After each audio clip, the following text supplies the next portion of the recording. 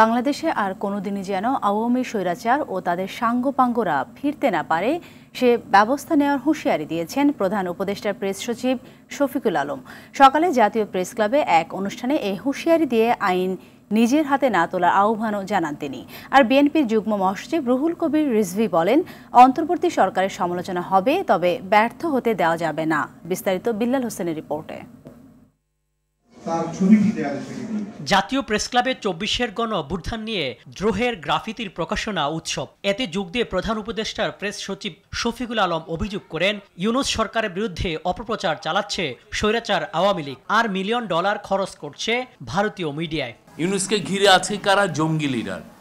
এটা কেন করছে জানেন? এটা খুবই ওয়েল অর্কেস্ট্রেটেড ক্যাম্পেইন এবং এটা ইন্ডিয়ান মিডিয়াও এটার সাথে জড়িত।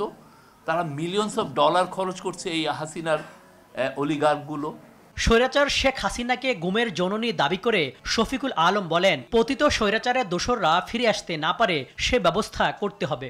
তার এবং তার পেটুয়া বাহিনী বাংলাদেশের ৩,৫০০ লোককে গুম করেছেন। প্রত্যেকটা দেয়ালে দেয়ালে সে যে অন্যায় অবিচার করেছে সেটা আমরা লিখে রাখবো, যাতে বাংলাদেশে এই পতিত স্বৈরাচার এবং তার সাঙ্গপাঙ্গ জীবনেও যাতে না ফিরে আসতে পারে। প্রতি বিপ্লব উকিঝুঁকি মারছে মন্তব্য করে বিএনপির সিনিয়র যুগ্ম মহাসচিব রুহুল কবির রিজভী বলেন, অন্তর্বর্তী সরকারকে ব্যর্থ হতে দেয়া যাবে না। আমরা কথা বলবো, কিন্তু তারপরেও ডক্টর ইউনূসকে আমরা ব্যর্থ হতে দেব না। তাদের কেউ খাপছাড়া টাইপের কিছু মানুষ তারা মিডিয়ার সাথে যুক্ত, বলছেন বাংলাদেশ আর থাকবে না, পার্শ্ববর্তী একটা স্বাধীন দেশ সে থাকবে না। সে কথাটাকে অ্যালাউ করছে কি করে ভারতের নীতি নির্ধারকরা?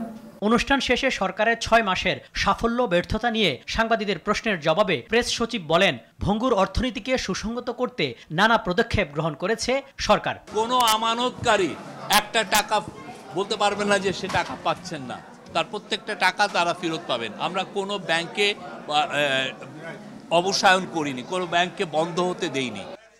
বিল্লাল হোসেন, RTV, ঢাকা।